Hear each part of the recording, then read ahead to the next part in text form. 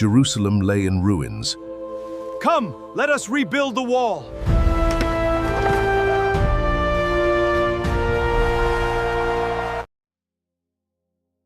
அல்லேலூயா, அல்லேலூயா.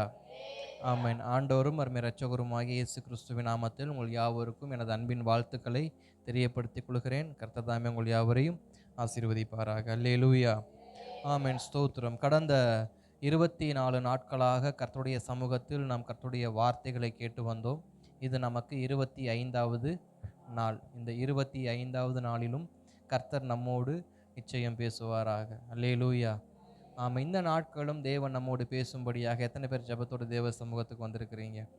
ஆமென். கர்த்தர் நல்லவர். நம்மோடு நிச்சயமாய் தேவன் பேசுவாராக. ஆமென். நாம் தொடர்ந்து தியானிக்கிற அதே பகுதியிலிருந்து ஒரு வசனத்தை வாசிக்க விரும்புகிறேன். மத்தேயுவின் சுவிசேஷம் 3ஆம் அதிகாரம். மத்தேயுவின் சுவிசேஷம் 3ஆம் அதிகாரம் அதன் 11வது வசனத்தை நாம் வாசிக்கலாமா? எல்லாரும் எடுத்துக்கொள்ளுங்கள். மத்தேயுவின் சுவிசேஷம் 3ஆம் அதிகாரம் அதன் 11வது வசனம், பக்கம் 5, புதிய ஏற்பாடு. மனந்திரும்புதலுக்கென்று நான் ஜலத்தினால் உங்களுக்கு ஞானஸ்நானம் கொடுக்கிறேன். எனக்கு பின் வருகிறவரோ என்னிலும் வல்லவராய் இருக்கிறார். அவருடைய பாதரட்சைகளை சுமக்கிறதற்கு நான் பாத்திரன் அல்ல. அவர் பரிசுத்த ஆவியினாலும் அக்கினியினாலும் உங்களுக்கு ஞானஸ்நானம் கொடுப்பார். அல்லேலூயா. நாம் ஜெபிக்கலாமா? ஸ்தோத்திரம். கண்களை மூடி ஹல்லேலூயா. அன்பின் பரலோக பிதாவே, குமாரனாம் இயேசுவின் நாமத்தில் ஜெபிக்கிறோம். ஆசீர்வதிக்கப்பட்டதான மகிழ்ச்சியான இந்த மாலை வேளையிலையும் ஆவியானவர் உமது வார்த்தைகளை கேட்க எங்களுக்கு உதவி செய்வீராக. எங்களோடு தேவன் பேசுவீராக. எங்களோடு தேவன் பேசுவீராக. சபையும் உடையது, ஜனங்களும் உடையவர்கள், வார்த்தையும் உடையது. எங்களோடு கர்த்தர் பேசுங்கப்பா. அடியேனை சிலுவையில் மறைத்துக் கொள்கிறேன். அடியேனை மறைத்த தேவன் வெளிப்படுவீராக. இயேசுவின் நாமத்தில் நல்ல பிதாவே, அல்லேலூயா. கர்த்தர் நல்லவர். மீண்டும் வாசிக்கலாமா? மத்தேயும் சுவிசேஷம் 3ஆம் அதிகாரம் அதன் 11வது வசனம். மனந்திரும்புதலுக்கென்று நான் ஜலத்தினால் உங்களுக்கு ஞானஸ்நானம் கொடுக்கிறேன். எனக்கு பின் வருகிறவரோ என்னிலும் வல்லவராய் இருக்கிறார். அவருடைய பாதரட்சைகளை சுமக்கிறதற்கு நான் பாத்திரன் அல்ல. அவர் பரிசுத்த ஆவியினாலும் அக்கினியினாலும் உங்களுக்கு ஞானஸ்நானம் கொடுப்பார். அல்லேலூயா. ஆமென். ஸ்தோத்திரம். அருமையான யோவான் ஸ்நானகன் இயேசுவை குறித்ததான அந்த பிரசங்க வாக்கியங்களில் அவர் சேர்த்து கொள்ளுகிற அடுத்த ஒரு வார்த்தை என்ன அப்படின்னா, நான் உங்களுக்கு ஜலத்தினால் ஞானஸ்நானம் கொடுத்தேன். இது மனம் திரும்புதலுக்கு ஏதுவாக, மனம் திரும்ப வேண்டும் என்பதன் அடையாளமாக நான் மனம் திரும்பி விட்டேன், நான் பாவத்தை விட்டு விட்டேன், நான் என்னுடையதான பழைய சுபாவங்களை விட்டு விட்டேன் என்கிறதுக்கு அடையாளமாக நான் உங்களுக்கு ஜலத்தினால் இன்றைக்கு ஞானஸ்நானம் கொடுத்திருக்கிறேன். ஆனால் எனக்கு பின் ஒருவர் வருகிறார், அவர் என்னிலும் வல்லவர். எனக்கு பின் ஒருவர் வருகிறார், அவர் என்னிலும் வல்லவர். அவர் உங்களுக்கு அக்கினியினாலும் அக்கினியினாலும் ஆவியினாலும் ஞானஸ்நானம் கொடுப்பார் என்று சொல்லி அங்கே யோவான் ஸ்நானகன் இயேசு கிறிஸ்துவை குறித்ததான ஒரு சாட்சியையும் ஒரு பிரசங்கத்தையும் அவரை குறித்த ஒரு திட்டத்தையும் அவர் அங்கே என்ன பண்ணுகிறாரு, வெளிப்படுத்துவதை நம்ம பார்க்க முடியும். இன்றைக்கும் நம்மோடு தேவன் பேச விரும்புகிற வார்த்தை என்னவென்றால், நாம் ஞானஸ்நானம் பெற்று, அதாவது மாமிச பிரகாரமான நாம் ஒரு சுத்திகரிப்பை பெற்றிருக்கிறோம். ஆவிக்கு ஏற்ற ஒரு சுத்திகரிப்பையும் நம்முடைய வாழ்க்கையில் நாம் பெற்றுக்கொள்ள வேண்டும். ஏனென்றால் இயேசு கிறிஸ்து என்பவர் வெறுமன பாவத்தை மன்னிக்கிறவராய் மாத்திரம் இந்த உலகத்துக்கு அவர் என்ன பண்ணலை, வரலை. என்னை புதுப்பிக்கும்படியாக, என்னை புதிய மனுஷனாக புதுப்பிக்கும்படியாக, என்னைய புதிய மனுஷனாக உயிர்ப்பிக்கும்படியாக, என்னுடையதான வாழ்க்கையில இருந்து என்னைய வேறு பிரித்து இன்னொரு வாழ்க்கையை வாழும்படி புதுப்பிக்கும்படி, எனக்கு உயிர்ப்பிக்கும்படியாக அவர் இந்த உலகத்திற்கு வந்தார் என்கிற அந்த காரியங்களை ஜனங்கள் புரிந்து கொள்ள வேண்டும் என்று அன்றைக்கு யோவான் இந்த வார்த்தையை சொன்னார். அதே வார்த்தையை இயேசு கிறிஸ்து என்ன பண்ணுவார், சொல்லியிருப்பார். என்ன சொல்லியிருப்பார் அப்படின்னா, யோவான் 3ஆம் அதிகாரத்தில் 5வது வசனத்தில் அங்கே ஒரு நிக்கோதேமு என்கிறதான ஒரு பரிசேயன் இருப்பார். நிக்கோதேமு என்கிறதான ஒரு பரிசேயன் இருப்பார். அந்த பரிசேயன் இயேசுவை பார்த்து, ரபி நாங்கள் ஞானஸ்நானம் பெற்றிருக்கிறோம், நீர் சொல்லுகிற வார்த்தை மறுபடியும் பிறக்க வேண்டும் என்று சொல்லுகிறீரே, ஒரு மனிதன் மறுபடியும் பிறப்பது எப்படி சாத்தியம்? பிறந்திருக்கிற ஒரு மனிதன், அந்த பிறந்திருக்கிற மனிதன் ஒரு குழந்தைன்னே வச்சுக்குவோம், ஒரு 6 மாத குழந்தையோ ஒரு வருட குழந்தையோ, பிறந்த குழந்தை மறுபடியும் எப்படி தாயின் கர்ப்பத்துக்கு போய் அது கருவறையில் அமர்ந்து மறுபடியும் எப்படி பிறக்கும்னு சொல்லி நிக்கோதேமு ஒரு கேள்வி கேட்பார். ஏனென்றால் இயேசு கிறிஸ்து நீ மறுபடியும் பிறவாவிட்டான்ற வார்த்தையை குறித்து அங்கே பிரசங்கம் பண்ணிக்கிட்டு இருப்பார். அப்போ நிக்கோதேமு கேட்ட இந்த கேள்விக்கு இயேசு கிறிஸ்து சொல்லுவார், எப்பா நிக்கோதேமு, நான் உனக்கு சொன்னது மாமிச பிரகாரமான மறுபிறப்பு அல்ல, மாமிச பிரகாரமான மறுபிறப்பு அல்ல. இயேசு பிரதியுத்தரமாக, ஒருவன் ஜலத்தினாலும் ஆவியினாலும் பிறவாவிட்டால் தேவனுடைய ராஜ்யத்தில் பிரவேசிக்க மாட்டான் என்று மெய்யாகவே மெய்யாகவே நான் உங்களுக்கு சொல்லுகிறேன். அப்ப அங்க இயேசு கிறிஸ்து சொல்லுகிறதான அந்த சத்தியம் என்ன? நான் உனக்கு மாமிச பிரகாரமான அந்த மறுபிறப்பை குறித்து நான் என்ன பண்ணல, சொல்லல. உனக்கு உள்ளான ஆவியில மறுபிறப்பு உண்டாகும்படியாக இந்த வார்த்தையை நான் சொன்னேன் நிக்கோதேமுன்னு சொல்லி அன்றைக்கு தேவன் சொன்ன அதே வார்த்தையை இன்றைக்கும் சபைக்கு சொல்லுகிறார். சபையே, நீ வெளியரங்கமான மனம் திரும்புதல் அல்ல, உள்ளான மறுபிறப்புக்கு நீ திரும்பு, உள்ளான மறுபிறப்புக்கு திரும்பு. அல்லேலூயா. ஏனென்றால் நாம் வெளியரங்கமான மனம் திரும்புதலுக்கு விட்டு கொடுத்திருக்கிறோம். வெளியரங்கமான மனம் திரும்புதல் நமக்கு நன்றாக தெரிந்திருக்கும். அதற்கு பேர் ஞானஸ்நானம். ஊருக்கு தெரிய, சபைகளுக்கு தெரிய, ஊழியக்காரருடைய கையில் நாம் ஒரு ஆற்றங்கரையிலே ஒரு தண்ணீர் தொட்டியிலே என்ன பண்ணியிருக்கிறோம், நம்ம ஞானஸ்நானம் எடுத்திருக்கிறோம். அதன் அடையாளம் என்ன? நான் இயேசுவை ஏற்றுக்கொண்டேன், இது ஒன்று. இரண்டாவது, என் பாவங்களை எல்லாம் நான் கழுவி விட்டார். மூன்றாவது, இனி நான் இயேசுவுக்காக வாழுவேன் என்கிறதான இந்த அடையாளங்களை, என்னுடைய பழைய வாழ்க்கை நான் வாழ மாட்டேன், நான் இயேசு கிறிஸ்துவுக்காக வேத வசனத்தின்படி ஒரு புதிய வாழ்க்கையை வாழுவேன், இனிமேல் நான் சபைக்கு தொடர்ந்து நான் சொல்லுவேன், சத்தியங்களை நான் தொடர்ந்து கேட்பேன், நான் தொடர்ந்து தேவனை மட்டுமே ஆராதிப்பேன். இப்படிப்பட்டதான மாமிச பிரகாரமான உடன்படிக்கையின் அடையாளமாக எது காணப்படுகிறது? ஞானஸ்நானம் காணப்படுகிறது. அன்றைக்கு பழைய ஏற்பாடு உடன்படிக்கையிலேயுமே பலி செலுத்துவது, தேவனுக்கு ரொம்ப தூபம் காட்டுவது, குத்துவிளக்கு ஏற்றி வைப்பது, அப்பஞ்சுட்டு வைப்பது, இது எல்லாமே எதின் அடையாளமாகவே காணப்படுகிறது? மாமிச பிரகாரமான மனம் திரும்புவதின் அடையாளமாகவே காணப்படுகிறது. ஆனால் இங்கு யோவானால் சொல்லப்பட்ட வார்த்தையும் இயேசு கிறிஸ்து சொல்லுகிற வார்த்தையும் மாமிச பிரகாரமான மனம் திரும்புதல் மறுபிறப்பு அல்லப்பா, ஆவியில் மறுபிறப்பு அடைய வேண்டும். அல்லேலூயா. இந்த ஆவியில் மறுபிறப்பு என்று சொன்னால் நம்முடைய உள்ளான மனிதன் அதுதான் அப்போஸ்தலனாகிய பவுல் அழகா சொல்வாரு, உள்ளான நாளுக்கு நாள் புதிதாக்கப்படுற. 2 கொரிந்தியர் திருப்பிக் கொள்ளுங்க,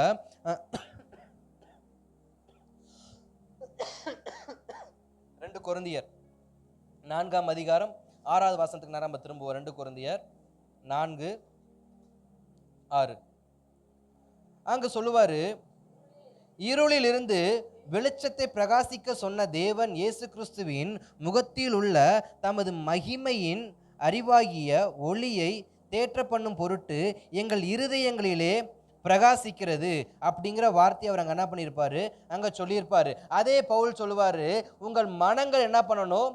புதிதாக்கப்படணும். உள்ளான மனுஷன் நாளுக்கு நாள் புதிதாக்கப்படணும். புதிதாக்கப்படும் பொழுது இயேசு கிறிஸ்துவின் பிரகாசத்தை நீ என்ன பண்ணு, உன் இருதயத்தில் ஏற்றுக்கோ.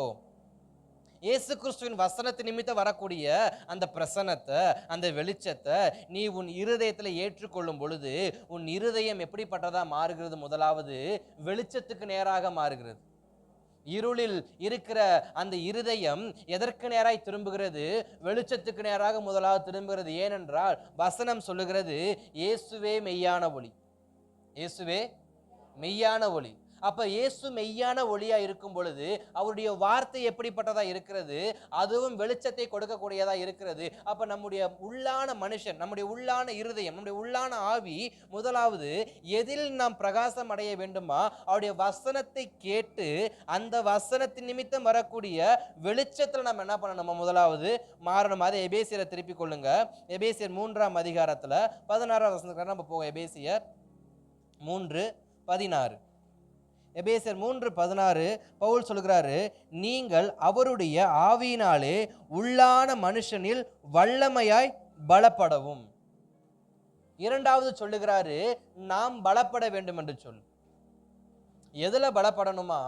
நான் கேட்ட அந்த வெளிச்சத்தை குறித்த ஒரு பலன், நான் அதை என்னுடைய இருதயத்துல பலப்படுத்தி என் ஆவியை நான் பலப்படுத்தணுமா?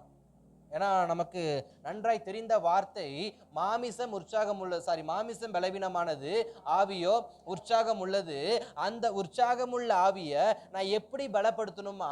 வேறு வேறு காரியங்களை பலப்படுத்தாதபடிக்கு கிறிஸ்துவுக்குள்ளாக பலப்படுத்தணுமா? இப்ப ஆவி என்று சொல்வதை விட நான் அந்த வார்த்தை இப்படி நான் சொல்ல விரும்புறேன். நம்முடைய சிந்தை ஓட்டம் அது எப்படிப்பட்டதா இருக்கும் அப்படின்னா, நாளைக்கு ஒரு காரியம் நடக்க போகுது, நாளைக்கு எனக்கு ஒரு நன்மை நடக்க போகுது, ஒரு ராயல் என்ஃபீல்டு பைக்கோ, இல்லை ஒரு ஐஃபோனோ, இல்லை வேற ஒரு லேண்டோ, இல்லை ஒரு வீடோ, ஏதோ ஒரு காரியத்தை நான் பர்ச்சேஸ் பண்ண போறேன், வாங்க போறேன் அப்படின்னா, அதுக்கு முந்தைய இரவு என் இருதயம் எப்படிப்பட்டதா இருக்கும்?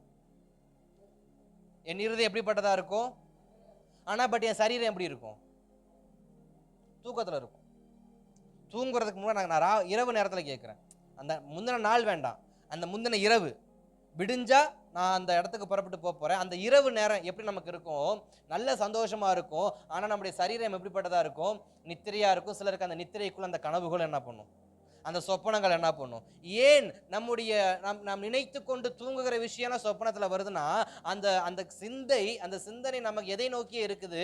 நாளைக்கு நடக்க போகிறதான, நாளைக்கு வாங்க போறதான, நாளைக்கு பர்ச்சேஸ் பண்ண போறதான அந்த ஒரு புதிய காரியத்தின் நிமித்தம் நம்முடைய இருதயம் ஆழமாய் பற்றி கொண்டு இருப்பதனால, அந்த இரவு நேரத்துல நம்முடைய இருதயம் பண்ணிருப்பான். நம்முடைய சரீரம் தூக்கத்துல இருந்தாலும் நம்முடைய இருதயம் எப்படிப்பட்டதா இருக்குமா? சந்தோஷத்துல. நம்முடைய நினைவுகள், நம்முடைய சிந்தைகள், நம்முடைய ஓட்டங்கள் எல்லாம் எப்படிப்பட்டதா இருக்கும்? ரொம்ப ரொம்ப ரொம்ப ரொம்ப ரொம்ப ரொம்ப ரொம்ப ரொம்ப சந்தோஷமுடையதாக இருக்கும். இப்ப தேவன் அதே வார்த்தையை தான் நமக்கு நேராக பயன்படுத்துறாரு. எப்படி பயன்படுத்துறாருன்னா, நீங்க உள்ளான மனுஷன், உங்களுக்குள் இருக்கிற அந்த உள்மன போராட்டம், அந்த உள்ளான மனசாட்சி, இப்படிங்கிற அந்த நமக்குள் இருக்கிறதான அந்த காரியங்களை கிறிஸ்துவுக்கு நேராக பலப்படுத்தணும். எப்படி கிறிஸ்துவுக்கு நேராக பலப்படுத்தணும்?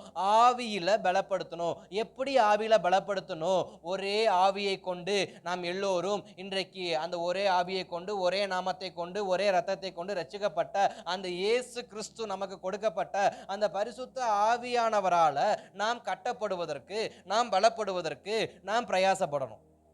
அல்லேலூயா. நம்முடைய வாழ்க்கையில அடுத்த கட்டத்திற்கு நேராக நான் திரும்புவதற்கு எனக்கு தேவையானது ஒன்றே ஒன்று. என்னன்னா, ஆவியின் வழி நடத்துதல். நான் மாமிச பிரகாரமான ஒரு காரியத்தை செய்வதற்கு, ஒரு இன்டர்வியூக்கு போறதுக்கு, அந்த இன்டர்வியூல செலக்ட் ஆகிறதுக்கு, அந்த வேலையை நான் வாங்குறதுக்கு எனக்கு யாருடைய உதவி தேவைப்படுகிறது? ஒரு மனிதனுடைய உதவி தேவைப்படுகிறது. அந்த கம்பெனியை சார்ந்தவரா இருக்கலாம், அல்லது அந்த கம்பெனிக்கு வேலை செய்யக்கூடியவங்களா இருக்கலாம், அல்லது அந்த இன்டர்வியூ நடத்தக்கூடியவங்களா இருக்கலாம். யாராவது ஒருத்தர் எனக்கு என்ன பண்ணணும்? இந்த தகவலை தெரியப்படுத்தணும். எப்படி தெரியப்படுத்தணும்? தம்பி, இந்த இடத்துல இந்த இன்டர்வியூ நடக்குதுப்பா, நீங்க வாங்க, இன்டர்வியூ ஈஸியா தான் இருக்கும், வேலை ஈஸியா இருக்கும், நல்ல சம்பளம் கிடைக்கும்னு சொல்லி அவங்க எனக்கு ரெஃபர் பண்ணதுக்கு அப்புறம் நான் என்ன பண்ணுவேன்? அதை போய் நான் பிரயாசப்படுவேன். அப்ப எனக்கு ஒரு வழிகாட்டி தேவைப்படுகிறது. இந்த மாம்சத்தில் நான் பிரவேசிக்கிற வரைக்கும் எனக்கு ஒரு வழிகாட்டி இந்த உலகத்துல தேவைப்படுகிறது. எதற்காக? என்னுடையதான மாமிச ஆசீர்வாதங்களுக்காக, என்னுடைய உலக ஆசீர்வாதங்களுக்காக எனக்கு ஒரு வழிகாட்டியாக மனுஷன் தேவைப்படுகிறான். ஆனா வேதம் சொல்லுகிறது, இது ஜலத்தை குறித்த அபிஷேகம், இது ஜலத்தை குறித்தது, இது மாம்சத்தை குறித்தது. நான் இங்க மாம்சத்தை குறித்து பேசவில்லை, நான் இங்க தண்ணீரை குறித்து பேசவில்லை.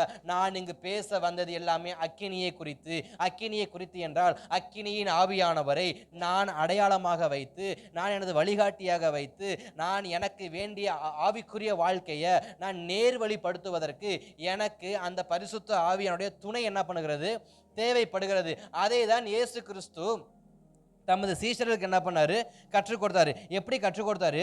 யோவான் 14ஆம் அதிகாரத்தை திருப்பிக் கொள்ளலாமா? யோவான் 14 அல்லது 16? யோவான் 16 3 திருப்புங்க. இல்ல, யோவான் 14. ஆம், 16-17 சரி ஆமாம் 14ஆம் அதிகாரம் 16-17. நான் பிதாவை வேண்டிக் கொள்ளுவேன், அப்பொழுது என்றைக்கும் உங்களோடு இருக்கும்படிக்கு சத்திய ஆவியாகிய வேறொரு தேற்றவாளனை அவர் உங்களுக்கு தந்தருளுவார். உலகம் அந்த சத்திய ஆவியானவரை காணாமலும் அறியாமலும் இருக்கிறபடியால் அவரை பெற்றுக்கொள்ள மாட்டாது. அவர் உங்களுடனே கூட வாசம் பண்ணி உங்களுக்குள்ளே இருப்பதால் நீங்கள் அவரை அறிவீர்கள். அப்ப வேதம் அழகா சொல்லுகிறது, நீங்க அவரை அறிந்து கொள்ளணும். ஏன்னா நீ உலகத்தின் பார்வையில பார்க்கிறப்ப அந்த உலகத்துக்கு அந்த அறிவு கிடையாது. அல்லேலூயா. புரியுதா? இல்லை கொஞ்சம் வேகம் எதுவும் போறேன்னா? இல்லை, புரியுதுல்ல? ஏன்னா நமக்கு தெரிஞ்ச சத்தியம்தான். சில வார்த்தைகளை தேவன் நம்ம இடத்துல மீண்டும் நினைப்பூட்டும்படியாக பேசுகிறார் என்ற விசுவாசம் நான் கொஞ்சம் வேகமாக பேசிக்கிட்டு இருக்கேன். அல்லேலூயா. அதனால் ஒரு வேளை புரியல அப்படின்னாக்கா நீங்கள் பார்க்குற பார்வையை வச்சு நான் மெதுவாக என்ன பண்ணிடுறேன், நான் பிரசங்கத்தை மாற்றிக்கிறேன். அல்லேலூயா. கர்த்தர் நல்லவர். ஆமென். இப்போ இங்கே இயேசு கிறிஸ்து தம்முடைய சீஷர்களுக்கு சொல்லிட்டு போகிற வார்த்தை என்ன அப்படின்னா, நீங்கள் ஒரு காரியத்தை பார்க்க பிரயாசப்படணும். ஒரு காரியத்தை பார்க்க பிரயாசப்படணும். என்ன காரியத்தை பார்க்கணும் அப்படின்னா, உங்களுக்குள்ள நான் அனுப்புகிறதான சத்திய ஆவியாகிய தேற்றரவாளனை நீங்கள் கண்டடைய வேண்டும். நீங்கள் அவரை கண்டுபிடிக்க வேண்டும். எப்படி? உலகத்தால் அவரை பார்க்க முடியாது, உலக ஜனங்களால் அவரை பார்க்க முடியாது. அவர்களுக்கு அவரை காண்கிறதான அந்த அறிவு கிடையாது. ஆகையினால் அவர்களுக்கு அந்த அக்கறை இல்லை. ஆனால் ரட்சிக்கப்பட்ட சபையே, ஞானஸ்நானம் எடுத்த சபையே, தேவனுடைய கிருபையை பெற்ற சபையே, நீ அவருடையதான நடத்துதலை கற்றுக்கொள்வதற்கு அந்த சத்திய ஆவியாகிய தேற்றரவாளனை கண்டறிய வேண்டும். அல்லேலூயா. ஸ்தோத்திரம். இப்போ கொஞ்ச நேரத்துக்கு நம்ம ஜெபித்து கொண்டிருக்கும் போது ஒரு வார்த்தையை ஆண்டவர் ஞாபகப்படுத்தினார். யாக்கோபுக்கு ஒரு சத்தம் கேட்டுச்சு. யாக்கோபுக்கு ஒரு சத்தம் கேட்டுச்சு. தகப்பன் வீட்டை விட்டு ஓடி வரும்போது, மாமனார் வீட்டுக்கு போயிட்டு இருக்கிறப்ப, வனாந்தரத்தில் கல்லை தலைக்கு வச்சு படுத்திருக்கிறப்ப ஒரு சத்தம் கேட்குது. தரிசனத்தில் பார்க்குறாரு, ஒரு ஏணி வைக்கப்படுது. ஏணியின் மேல்முனையில் பார்க்குறப்ப அங்கே ஒரு சத்தம் கேட்குது. நான் உன் தகப்பன், உன் ஆபிரகாமின் தேவனும் ஈசாக்கின் தேவனும் சொல்லி அங்கே ஒரு சத்தம் கேட்குது. இப்போ அந்த சத்தம் ஒரு வேளை யாக்கோபுக்கு பதிலாக வேற யாருக்காவது கேட்டிருந்தா அந்த யாக்கோபு என்ன பண்ணியிருப்பாரு? உதாரணத்துக்கு ஆசரிப்பு கூடாரத்துக்குள்ள சாமுவேல்ங்கிற ஒரு பிள்ளையாண்டனை கொண்டு போய் என்ன பண்ணாங்க? அண்ணாளம்மா விட்டுட்டு வந்தாங்க. சாமுவேலை பார்த்து சாமுவேலே சாமுவேலே சாமுவேல்னு கூப்பிட்டப்ப அந்த சத்தம் யாருடையதென்று யாரால் கண்டுபிடிக்க முடியல? சாமுவேலால கண்டுபிடிக்க முடியல. கண்டுபிடிக்க முடியாம யார்கிட்ட போனாரு? ஏலி கிட்ட போனார். ஏலி போனவன் என்ன சொன்ன? நான் உன்னை கூப்பிடலப்பா, நீ இப்போ என்ன பண்ணு, உன் படுக்கையில படுத்துக்கிறார். மறுபடியும் சத்தம் கேட்குது, மறுபடியும் போறாரு. அப்ப ஏலிக்கு புரிஞ்சிருச்சு, சத்தம் யாருடையது? சத்தம் யாருடையது? அந்த சத்தத்தான யாரு கேட்கல? ஏலி கேட்கலன்னா ஏலி சொல்ற வார்த்தை என்ன? இந்த சத்தம் தேவனுடையது. எப்படி இதை புரிஞ்சுக்கிட்ட முடிஞ்சிச்சு? இதே விஷயத்தை யாக்கோபு கிட்ட சொல்றப்ப, யாக்கோபு நான் ஆபிரகாமின் தேவன் ஈசாக்கின் தேவன் சொன்னப்ப யாக்கோபு புரிஞ்சுக்கிட்டாரு. எப்படி? சாமுவேலால புரிஞ்சுக்க முடியல, ஆனா யாக்கோபாலையும் ஏலியால என்ன பண்ணுச்சு? உடனே புரிஞ்சுக்கொள்ள முடிஞ்சிச்சு. ஏன்?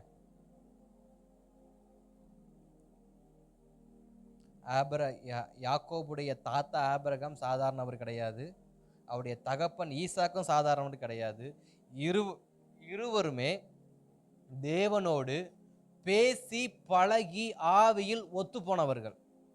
பேசி பழகி சிந்தையிலும் ஆவியிலும் நடத்துதலிலும் புரிந்து கொண்டவர்கள். அந்த புரிதல் இப்ப யாருக்குள்ள தன்னை போல வருது? யாக்கோபுக்குள்ள அந்த புரிதல் வருது. இப்ப ஏலிக்குள்ள அந்த புரிதல் வருதுன்னா, ஏற்கனவே ஏலி இப்படிப்பட்ட அனுபவத்துல என்ன பண்ணிருக்காரு? நடத்தப்படும் பொழுது அவர் புரிந்து கொள்ளார். ஆனா யாக்கோபால ஏன் புரிஞ்சுக்க முடியல? அதான் ஃபர்ஸ்ட் டைம் அவருக்கு. ஏன்னா பிறந்தோடனே எங்க வந்துட்டாரு? பிறந்த பால் மறந்த குழந்தை எங்க வந்துட்டாரு? அண்ணாளுக்கு அந்த அனுபவம் கிடையாது, அண்ணாளுடைய கணவருக்கு அந்த அனுபவம் கிடையாது. இப்ப சாமுவேலுக்கு அந்த அனுபவம் இல்லை. ஆனா தேவன் கூப்பிடுறாரு. இப்போ ஏலி கற்றுக் கொடுக்குற விஷயம் என்ன? நீ அதை புரிஞ்சுக்க முயற்சி பண்ணு. அந்த சத்தம் யாருடையது என்பதை நீ புரிந்து கொண்டு அந்த சத்தத்துக்கு கீழ்ப்படிய உன்னை விட்டுக்கொடு, அவர் உன்னை நடத்துவார். அல்லேலூயா. ஸோ இப்போ புரியும் நினைக்கிறேன் நான். இப்போ நம்முடைய வாழ்க்கையில தேவனுடைய நடத்துதலை நாம் எப்படி புரிஞ்சுக்க முடியும்? அவருடைய சத்தம் எப்படிப்பட்டது என்பதை நாம் சரியாய் கவனிக்க வேண்டும். அவர் நம்மோடு எப்படி பேசுகிறார், நம்ம எப்படி நடத்துகிறார். அதனால தான் அந்த ஆவியின் தொடர்பு. மாமிச பிரகாரமாக நம்மால் எதையும் புரிஞ்சுக்க முடியாது. ஆனால் நாம் ஆவியின் பிரகாரமாக புரிந்து கொள்வதற்கு நமக்கு ஆவியின் துணை, ஆவியானவரின் துணை, சத்திய ஆவியாகிய தேற்றரவாளின் துணை நமக்கு தேவைப்படுகிறது. இப்போ அந்த துணையை பெற்றுக்கொள்ள சொல்லி தான் சாமுவேலுக்கு ஏலி என்ன பண்ணாரு, சொல்லி கொடுத்தாரு. நான் கூப்பிடலப்பா, அடுத்த முறை உனக்கு சத்தம் கேட்ட நீ சொல்ற ஒரே ஒரு வார்த்தை, சொல்லும் அடியேன் கேட்கிறேன். சொல்லும். நான் முதல் நம்முடைய இருதயத்தில் தேவன் பேச நம்ம விட்டு கொடுக்கணும். சொல்லுங்கப்பா நான் கேட்குறேன், சொல்லுங்கப்பா நான் கேட்குறேன். அநேக நேரத்தில் ஆண்டவரே நான் சொல்கிறத நீங்கள் கேளுங்க. இல்லை இல்லை இல்லை, சாமுவேலுக்கு ஏலி சொல்லி கொடுத்த ஒரு வார்த்தை, சொல்லும் அடியேன் கேட்கிறேன். இதை மட்டும் நீ சொல்லுப்பா, அவர் உங்ககிட்ட பேசுவார். இதை நீ சொல்லு. இதை நீ சொன்னாலே நீ புரிஞ்சுக்கணும், உங்ககிட்ட பேசுகிறது மனிதன் அல்ல, மனித சத்தம் அல்ல. இது மனித சத்தம் அல்ல, இது மனிதரால் ஏற்படுத்தப்பட்ட வார்த்தையும் அல்ல, இது தேவனால் பிறக்கிற வார்த்தை. அதனால் சொல்லும் அடியேன் கேட்கிறேன் என்று உன்னை நீ கீழ்ப்படிய பண்ணும் பொருட்டு அவர் உன்னிடத்தில் பேசுவார், அவர் உன்னை நடத்துவார், அவர் உனக்கு ஆலோசனை கொடுப்பார், அவர் உனக்கு வழிகாட்டியாய் இருப்பார். நீ அவர் வழியில் நடக்கும் பொழுது ராஜாக்களையும் அபிஷேகம் பண்ணுகிறதான கிருபையை அவர் உனக்கு தந்தருளுவார். ஏன்னா ஏலி எந்த ராஜாவையும் அபிஷேகம் பண்ணலை, ஆனால் சாமுவேல் 2 ராஜாக்களை அபிஷேகம் பண்ணியிருக்கிறார். அதில் ஒருவர் சவுல், இன்னொருவர் தாவீது. தாவீது கர்த்தருக்கு ஏற்றவர், தாவீதின் குமாரன் என்று அழைக்கப்படுகிற இயேசு கிறிஸ்துவ வரைக்கும் இப்போ யாருடைய அபிஷேகம் வேலை செஞ்சிருக்கு?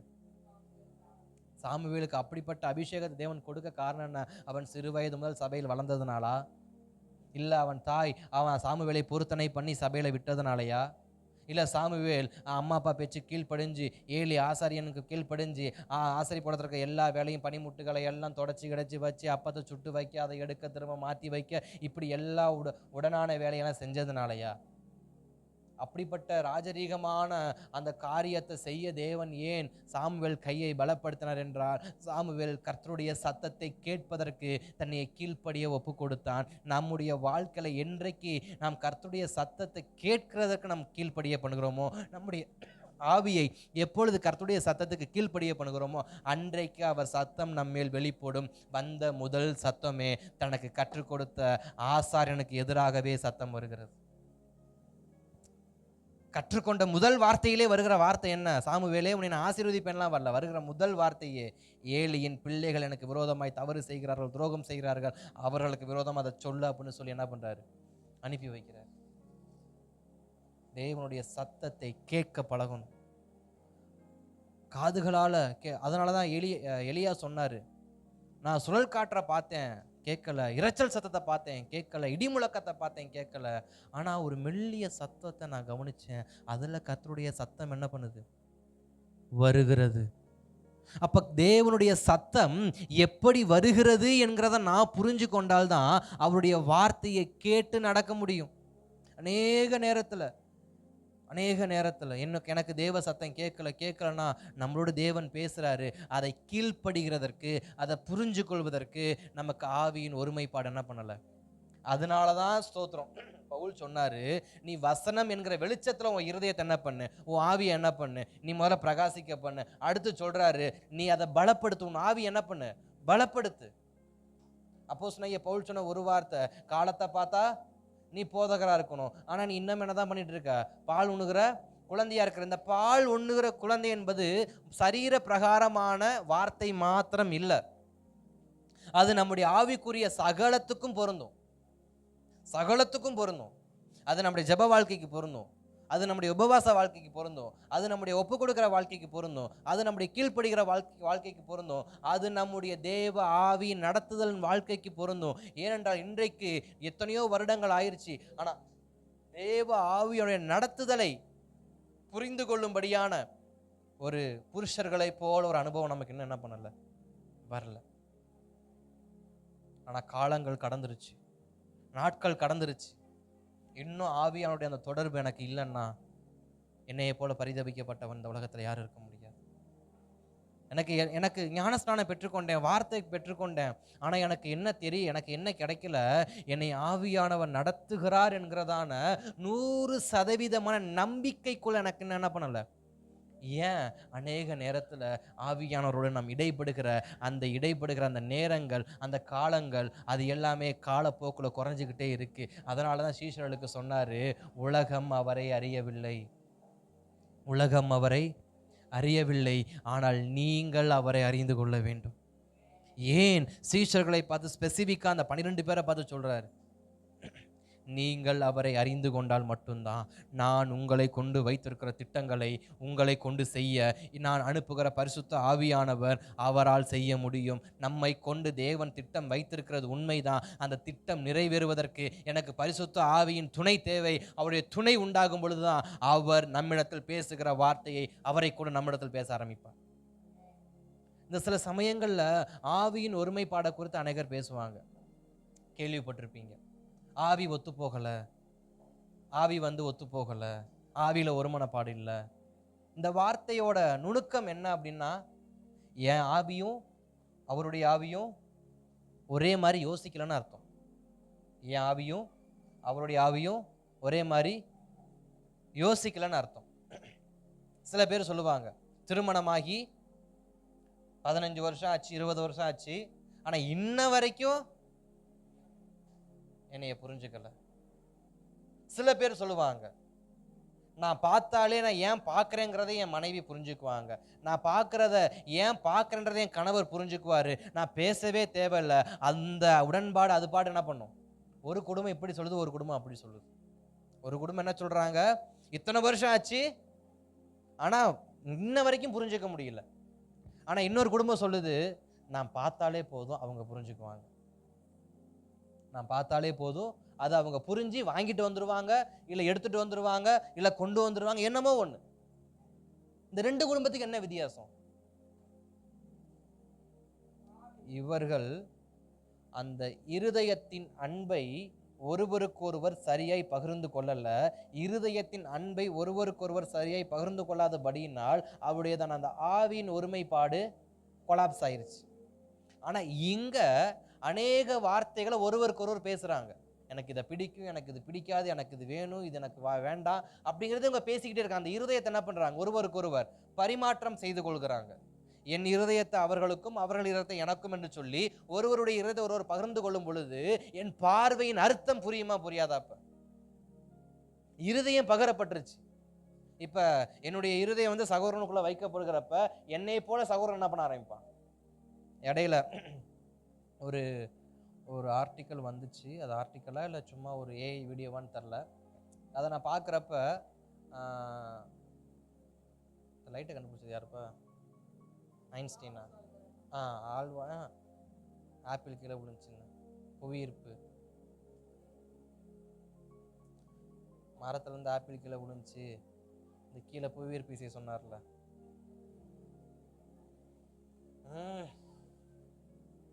என்ன பேர்? ஸ்தோத்திரம், கத்த நல்லவர். தாமஸ் ஆல்வா எடிசன்னா Newton first law second law, இப்போ ஞாபகம் வருது, நியூட்டன்லாம். இந்த நியூட்டன், தாமஸ் ஆல்வா எடிசன் இப்படிப்பட்டவருடைய அந்த மூளை இருக்குது பார்த்தீங்களா, அந்த மூளையெல்லாம் பத்திரப்படுத்தி இன்னொரு மனுஷனுக்குள்ளே வச்சா அவன் இன்னொரு நியூட்டன் என்ன பண்ணுவான்? மாறுவான். இன்னொரு எடிசனாக மாறுவான்னு சொல்லி, இன்னொரு ஜிடி நாயுடுவா மாறுவான்னு சொல்லி ஒரு சின்ன ஒரு விஷயத்தை நான் ஒரு ஏஐ கிளிப்புன்னு தான் நினைக்கிறேன், நான் பார்த்தேன். அதில் நான் புரிஞ்சுக்கிட்ட விஷயம் என்ன, அவருடைய சிந்தையை இவருக்குள்ளே வைக்கிறப்ப அவர் செத்துட்டார். அவருடைய சரீரம் அடக்கம் பண்ணப்பட்டாச்சு, அவருடைய சரீரம் மரித்து போயிடுச்சு, அவருடைய சரீரம் அடக்கம் பண்ணியாச்சு, பல நூற்றாண்டுகள் தாண்டிடுச்சு. ஆனால் அந்த சிந்தை இன்றைக்கு இன்னொரு மனிதனுக்குள் வைக்கிறப்ப இங்கே இன்னொரு எடிசன் என்ன பண்ணுறாரு? காரணம் என்ன? இங்கே எடிசன் உருவானது விஷயமா, அவருடைய சிந்தையை இவருக்குள்ள வச்சது விஷயமா? அவருடைய சிந்தைய, அவருடைய அனுபவத்தை, அவருடையதான அறிவை இந்த மனுஷனுக்குள்ள வச்சதுனால இவன் அவரை போல சிந்திக்கிறான். இவன் அவன் அல்ல, இவன் அவர் அல்ல, அவருடைய சிந்தை உடையதனால அவரை போல செயல்படுகிறான். நாம் என்றைக்கும் இயேசு கிறிஸ்துவாக மாற முடியாது.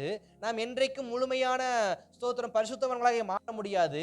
ஆனால் சிந்தையின் ஒருமனப்பாடு இருக்கும் பொழுது அவரை போல நாம் சிந்திக்க முடியும். அதனால தான் தாவீதை பார்த்து சொல்றார், என் இருதயத்துக்கு ஏற்றவன், என் இருதயத்துக்கு.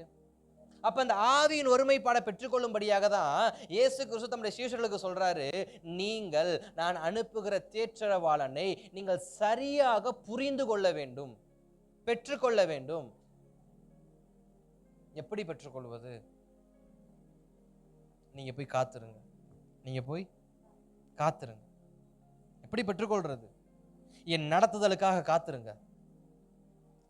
என்னோடு அந்த ஐக்கியப்படுவதற்கு, ஒருமனப்படுவதற்கு காத்துருங்க.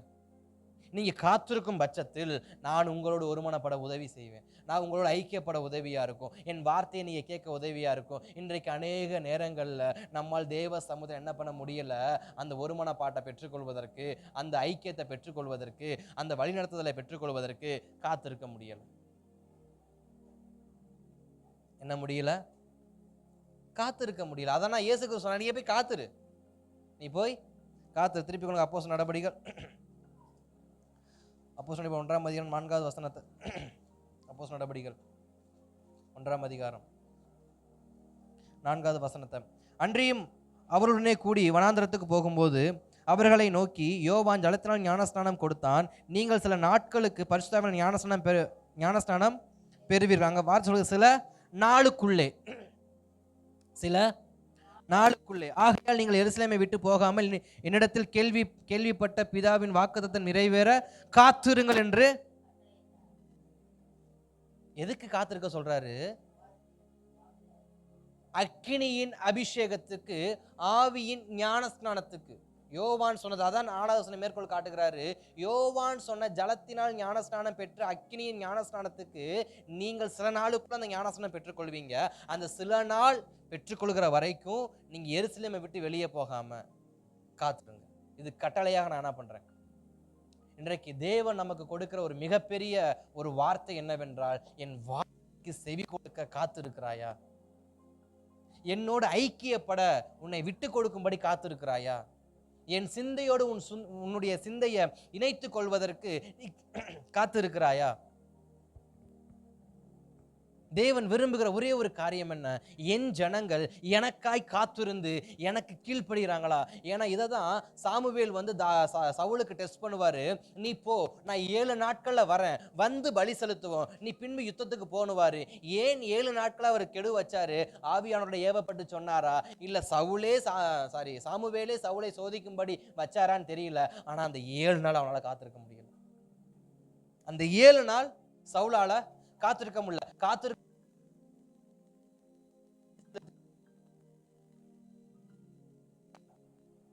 சாமுவேல் வந்து நிற்கிறார். அவர் கேட்ட ஒரே ஒரு கேள்வி, நான் வர வரைக்கும் காத்திருக்க முடியாதா? என் வார்த்தைக்கு அவ்வளவுதான் மரியாதை, அப்புறம் என்னை தேடி வந்த?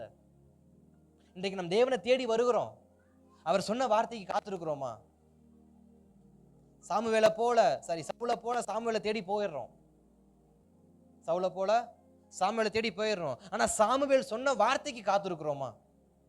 அது நடக்க காத்திருக்கிறோமா? அது நிறைவேற காத்திருக்கிறோமா? ஏன் என் ஆவியின் வளர்ச்சி அவ்வளவுதானா? என் ஆவியின் புரிந்து கொள்ளுதல் அவ்வளவுதானா? என் கீழ்ப்படிதல் அவ்வளவுதானா? சாமுவேலா தான் கேட்கிறாரு, சவுலே அவ்வளவுதான் அவனால முடியுமா? அவனால அதுக்குள்ள கீழ்ப்படிய முடியாதா? எனக்கு காத்திருக்கிறத விட உனக்கு அவ்வளோ பலி செலுத்தி யுத்தத்துல ஜெயிச்சு அந்த பொருட்களை கொள்ளையாடுறது உனக்கு ரொம்ப முக்கியமா போயிருச்சா? அவர் கேட்கிறது, எனக்கு கீழ்ப்படுகிறத விட, எனக்கு பலி செலுத்துறத விட எதுதான் முக்கியம்? கீழ்ப்படிதல் முக்கியன்றாரு. அந்த கீழ்ப்படிதலை விட நீ பலி செலுத்தி யுத்த காலத்துல போய் யுத்தத்தை ஜெயிச்சு அங்க இருக்கிற பொருட்கள்லாம் சவதரிச்சு எடுத்துட்டு வந்து உன்னுடையதான அரண்மனைக்குள்ள சேர்த்து வைக்கிறது உனக்கு முக்கியமா? எது முக்கியம்? கீழ்ப்படுகிறது முக்கியமா, காத்திருக்கிறது முக்கியமா, அல்லது நம்முடையதான ஆசீர்வாதங்களை பெற்றுக்கொள்ள பிரயாசப்படுவது முக்கியமா?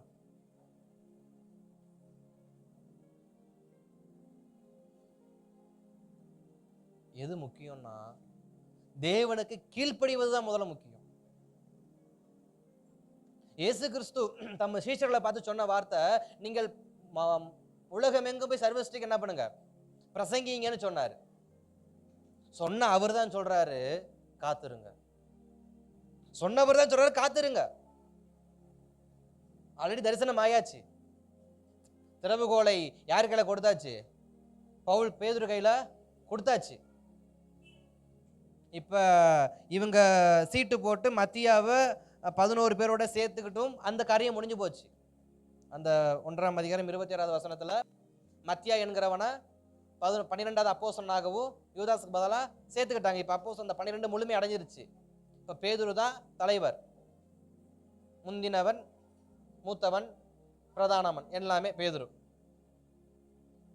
இப்ப பேதுரு நினைச்சிருந்தா என்ன பண்ணிருக்கலாம்? அவர் தலைமை பொறுப்பு எடுத்து வாங்க ஜெபம் பண்ணலாம் அப்படின்னு சொல்லிட்டு எல்லாருமே கையை வச்சு ஜெபம் பண்ணிட்டு, போ நீ தெசலோனிக்கா போ, நீ மக்கதோனியா போ, நீ அகாயாக்கு போ, நீ அங்க போ, நான் இங்கே போறேன்னு என்ன பண்ணியிருக்கலாம்? போயிருக்கலாம்.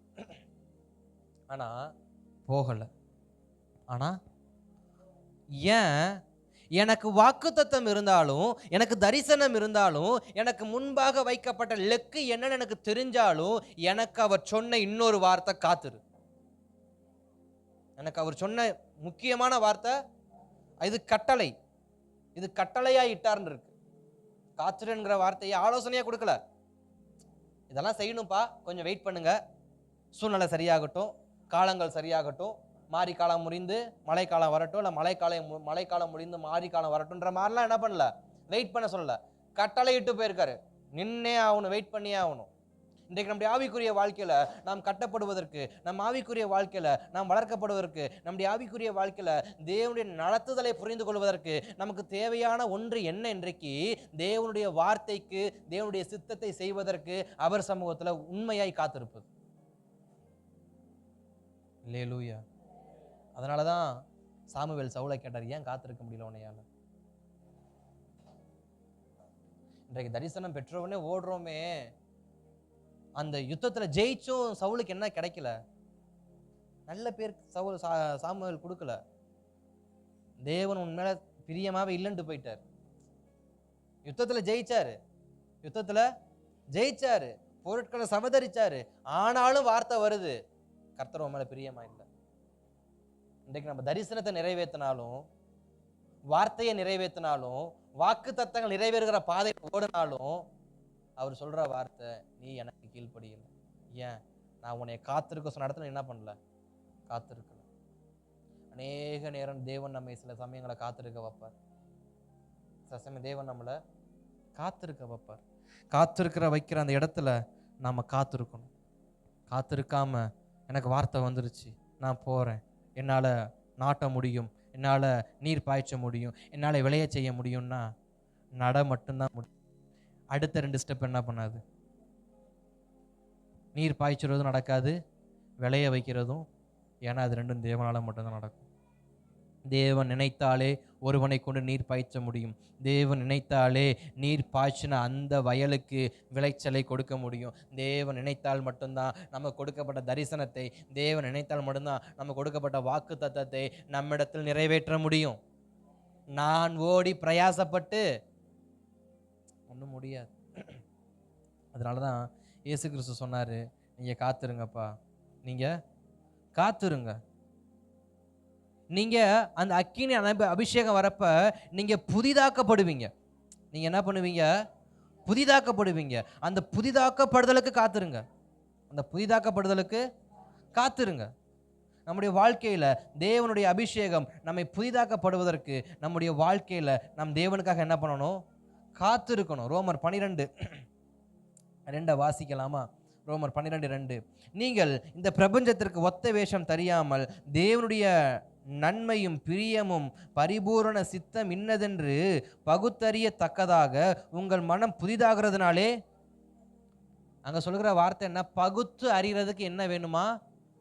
மனம் புதிதாக்கப்பட்டிருக்கணுமா? எதுல புதிதாக்கப்பட்டிருக்கணும்? அவருடைய ஆவியினால். அவருடைய ஆவியினால. இன்றைக்கு நாம் அந்த மேல் வீட்டு அறையில நடந்ததான அந்த அபிஷேகத்தை, அந்த அக்கினிமயமான நாவுகளை நான் நிறைய முறை சொல்லியிருக்கிறேன். நான் இப்பவும் அதை ஞாபகப்படுத்த விரும்புகிறேன். அபிஷேகம் என்பது அந்நிய நாவுகளோடு நிறுத்தப்படுவது அல்ல. பற்பல பாஷைகளோடு நிறுத்தப்படுவது அல்ல. பற்பல பாஷைகளை பேசி பழகுவதால் அல்ல.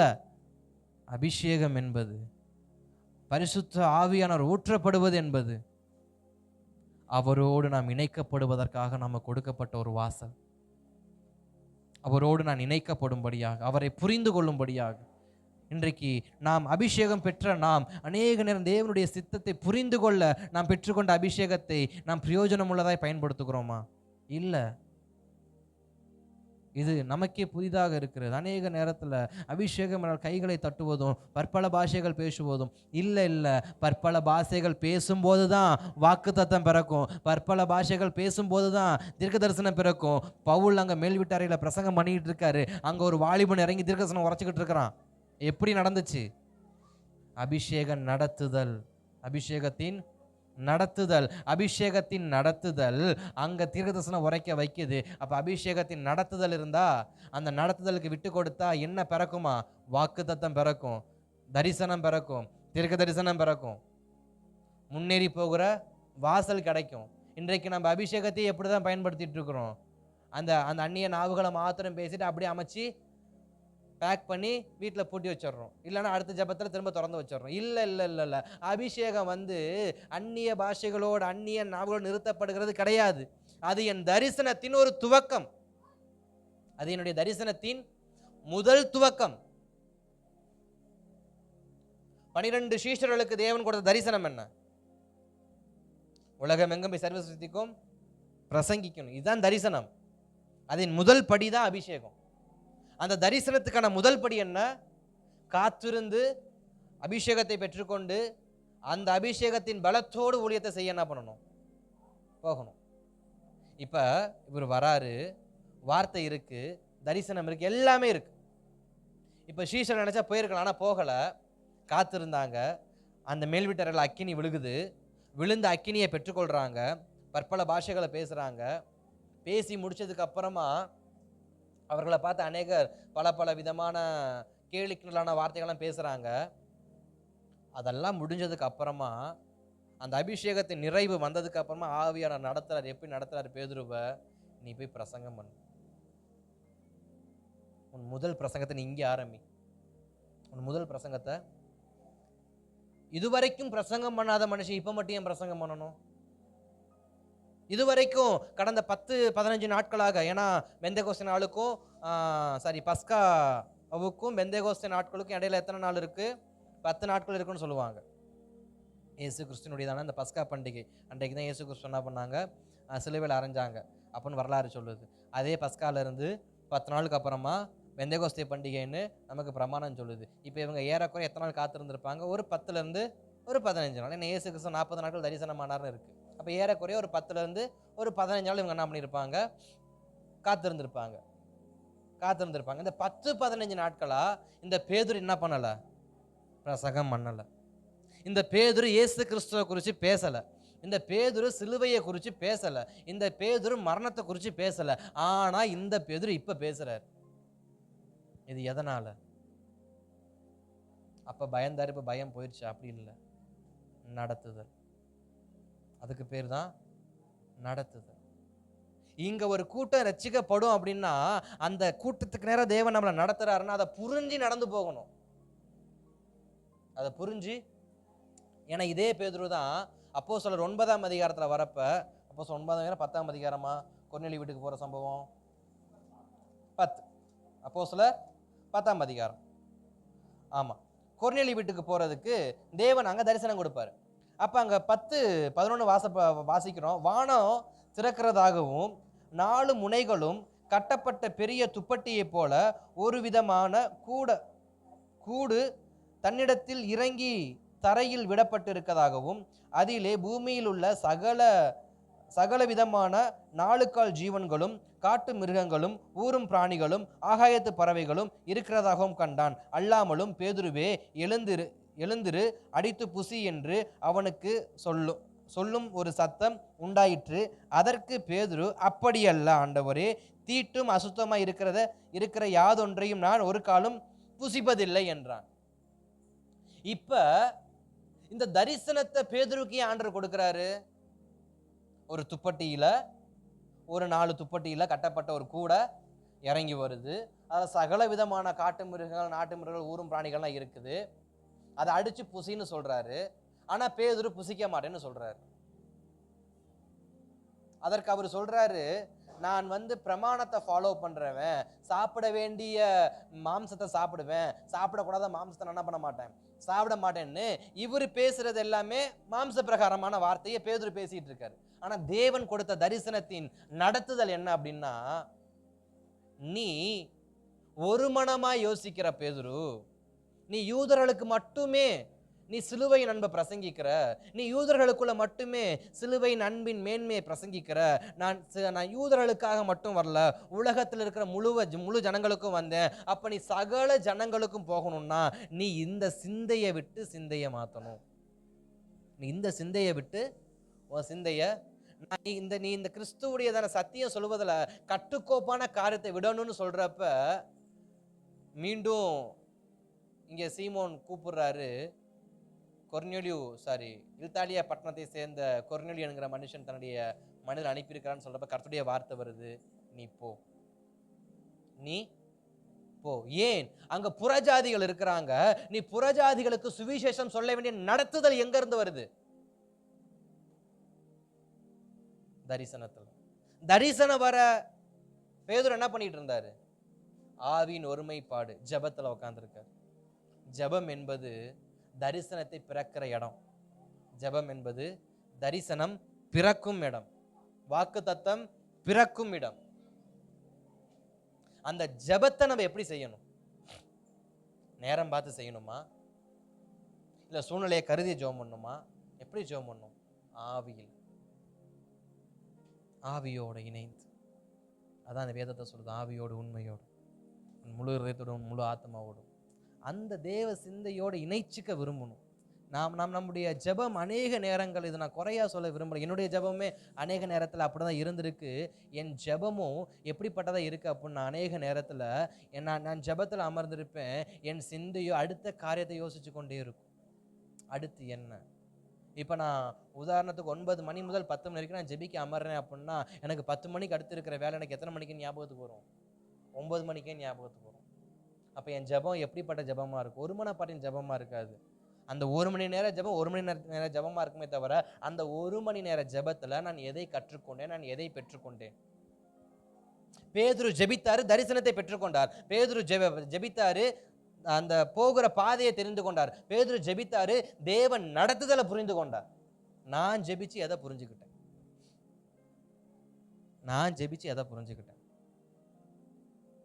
நேரம் போனதை மட்டும்தான் மணிக்கு ஒருக்கா பார்த்து புரிஞ்சுக்கிட்டேன். அல்லேலூயா. எதை புரிஞ்சுக்கிட்டேன்? நான் ஜெபம் பண்ண ஆரம்பிச்சு 1 மணி நேரம் ஆச்சுன்னு மணியை பார்த்து நேரம் போனதை புரிஞ்சுக்கிட்டேன். அதை நான் கற்றுக்கிட்டேன், அதை நான் பழகிக்கிட்டேன். இல்லை, நம்முடைய ஜெபத்தில் தரிசனம் வருவதற்கு நாம் உட்காந்து மணிக்கணக்காக ஜெபம் பண்ண அவசியம் இல்லைங்க. ஆவியோட ஜெபம் பண்ணா போதும், ஆவியின் ஒருமைப்பாட ஜெபம் பண்ணா போதும். சீமோன் என்கிற அந்த மனுஷன், தோல் 18 செய்கிற அந்த மனுஷன் வீட்டில் பேதுரு இருக்காரு. அவன் சமைக்க லேட் ஆகுது. சமைக்க எவ்வளோ நேரம் ஆகும்? மிஞ்சி போனா அங்கே ஒன்றும் ஆபிரகாமை போல கண்ணுக்குட்டி அடித்து மாவை பிசைஞ்சு விருந்து வைக்கலை. சாப்பிட ஒரு ஆகாரம். அது ஒருவேளை பழைய ஆகாரமாக இருக்கலாம், பழைய சாதம் ஆகாரமாக இருக்கலாம், அல்லது ஏதோ ஒன்று. தயாரிக்க எவ்வளோ நேரம் ஆகும்? ஏன்னா சீமோனும் எப்படிப்பட்ட மனுஷன்? பசியோட தான் இருக்க. பசியோடு இருக்கப்போ நம்ம என்ன சமைப்போம்? தின்னா சாப்பிட்டா போதும். பசி யாருன்னா எதையாவது ஒன்று அள்ளி போட்டுருவோம். அதை செய்ய எவ்வளோ நேரம் ஆகும்? அப்போ பேதுரு எவ்வளோ நேரம் ஜெபம் பண்ணியிருப்பார்? பேதுருவின் ஜெப நேரம் எவ்வளவா இருந்திருக்கும்? அப்போ மிஞ்சி போனா 1/2 மணி நேரம் to 1 மணி நேரம். தரிசனம் வருதுன்னா, அதுக்குள்ள தேவ சித்தம் வருதுன்னா, அதுக்குள்ள தேவ நடத்துதல் வருதுன்னா, அந்த மனுஷன் எந்த அளவுக்கு ஜெபம் பண்ணியிருப்பார்? அந்த மனுஷன் ஒருமனப்பட்டு ஜெபம் பண்ணியிருப்பார். நம் ஆவி, நம்முடைய சித்தம், நம்முடைய சிந்தை, நம்முடைய சித்தம் யாரோடு இணைக்கப்படணுமா? தேவனோடு, அவருடைய சித்தத்தோடு, அவருடைய சிந்தையோடு இணைக்கப்படுவதற்கு அதற்கு பெயர்தான் ஆவி. ஆவியின் அபிஷேகம். உள்ளான மனிதன் புதுப்பிக்கப்படணும். இப்ப பேதுரு புதுப்பிக்கப்பட்டிருக்காரு. எப்படி புதுப்பிக்கப்பட்டிருக்காரு? புறஜாதிகளுக்கும் சத்தியத்தை பிரசங்கிக்கணும் என்கிறதான சத்தியத்தை புரிந்திருக்கிறார். அதை புரிஞ்சு கொள்ள தேவன் பயன்படுத்தின விதம் என்ன? ஆவியின் நடத்துதல். அந்த ஆவியின் நடத்துதலுக்கு அந்த ஜெபம் ஒரு வழியாக மாறுது. எனக்குள் ஆவியின் நடத்துதல் சரியா இருக்கும் என்றால் நான் 10 நிமிஷம் ஜெபம் பண்ணா போதும், நான் 1/2 hour ஜெபம் பண்ணா போதும், நான் 1 hour ஜெபம் பண்ணா போதும். எனக்கான தரிசனத்தின் பாதையை தேவன் திறந்து விட்டுருவார். எனக்கான தரிசனத்தின் பாதையை தேவன் என்ன பண்ணிடுவாரு? திறந்து விட்டுருவார். அப்ப என்னிடத்தில் என்ன வேண்டும்? ஆவியின் ஒரு மனப்பாடு, ஆவியானவரால் நடத்தப்படுவது. அதுக்கு என் இருதயத்தை நான் ஆவியில புதிதாக்கணும், அபிஷேகத்தை பெற்றுக்கொள்ளணும். பெற்றுக்கொண்ட அபிஷேகத்தின் நோக்கம் என்னன்னு புரிஞ்சுக்கணும். அந்நிய நாவுகள் பேசுவது மட்டும் அபிஷேகத்தின் நோக்கம் அல்ல. அபிஷேகத்தின் நோக்கம் ஆவியானவரால் நடத்தப்படுவதற்கு இனிமேல் நான் விட்டு கொடுக்கணும்.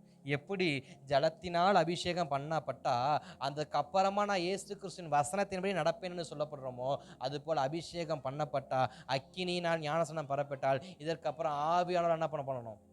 நடத்தப்பட விட்டு கொடுக்கணும். அதுக்கு நேரம் நம்ம திரும்ப அப்படி நம்ம கட்டப்படணும். நம்முடைய வாழ்க்கை எப்படி கட்டப்படும்? இது வரைக்கும் பேருடைய வாழ்க்கை எப்படி கட்டப்பட்டுச்சு? மாம்ச சிந்தை. நினைச்சா பட்டையை எடுத்து காதை வெட்டிடுவார், நினைச்சா மறுதளிச்சிருவார், நினைச்சா வலையை தூக்கி தோல்ல போட்டு படகு எடுத்துட்டு மீன் பிடிக்க போயிடுவார். இதெல்லாம் எப்ப? ஞானஸ்நானம் பண்ணப்பட்ட பேதுரு. ஆனா அப்போஸ்தலர் 2ஆம் அதிகாரத்துல ஆவியினால் ஞானஸ்நானம் பண்ணப்பட்ட பேதுரு. அதற்கப்புறம் பேதுரு வலையை தோல்ல போட்டு மீன் பிடிக்க போனாருன்னு எங்கேயும் சொல்லல. அவர் மறுதளிச்சாருன்னு எங்கேயும் சொல்லல. அவர் பட்டயத்தை எடுத்து காதை வெட்டினாருன்னு சொல்லல. அவரை தான் தலைகளை சிலுவையில் அடிஞ்சு கொண்டாங்கன்னு பார்க்குறோம். அவரை தான் என்ன பண்ணாங்க? சிலுவையில் தலைகளை வச்சு அடைஞ்சு கொண்டாங்கன்னு பார்க்குறோம். அப்போ நம்முடைய வாழ்க்கை ஆவியால் கட்டப்பட ஆவியானவருக்கு விட்டு கொடுக்கணும். தேவன் முதலாவது அபிஷேகத்துக்கு காத்திருக்கணும். அபிஷேகம் பெற்றுக்கொள்வதற்கு ஆண்டவரே என்னைய அக்கினியினால ஞானஸ்நானம் பண்ணுங்க, நான் முதல்ல காத்திருக்கணும். இந்த 52 நாள் ஜெபத்தில் 25வது நாள். இன்னும் நமக்கு 27 நாட்கள் இருக்கிறது. இந்த 27 நாட்கள், இந்த 27 நாட்கள் காத்துருங்க. தேவ சமூகத்தில் காத்துருங்க. என்னை அபிஷேகம் பண்ணுங்கப்பா, எனக்கு அக்கினியின் நாவுகளை தாங்கப்பா, என்னை அக்கினியினால அபிஷேகம் ஞானஸ்நானம் பண்ணுங்கப்பா. இந்த 27 நாட்களும் கேளுங்க. இந்த 27 நாட்கள்ல நம்முடைய காத்திருப்பின் நம்பிக்கை உறுதியை பொறுத்து தேவன் நம்மை அக்கினியினால் ஞானஸ்நானம் பண்ணுவார். அக்கினியின் ஞானஸ்நானம் பெறப்பட்டதுக்கு அப்புறமா நான் செய்ய வேண்டிய ஒரே ஒரு காரியம், என்னுடைய அபிஷேகம் என்னை எப்படி நடத்துகிறது என்பதை நான் என் அபிஷேகத்தை வைத்து, எனக்கு கொடுக்கப்பட்ட அக்கினியின் ஞானஸ்நானத்தை வைத்து நான் என்ன பண்ணணும்? புரிஞ்சுக்கணும். ஒவ்வொரு முறையும் ஜெபத்தில் உட்காரப்ப அந்நிய நாவுகளை தேவன் பேச வைக்கிறார். பேசிக்கிட்டே இருங்க. அந்த பேசும்போது ஆவியின் ஒருமன பாட்டுக்கு நம்மள அறியாமல் நம்ம போயிடணும். இந்த பக்கம் அந்நிய பாஷை பேசிக்கிட்டு பாத்திரம் கழுவிட்டு இருக்கக்கூடாது. சில பேர் செய்து நான் பார்த்துருக்கேன். டங்ஸி பேசிட்டு துணி துவைக்கிறதா, டங்ஸி பேசிட்டே பாத்திரம் கழுவுறதா, டங்ஸி பேசிட்டு. நம்ம சிந்தை ஒருமனப்படணும். வண்டியை ஓட்டிக்கிட்டு, கார் ஓட்டிக்கிட்டு சிந்தை ஒருமனப்படுமா?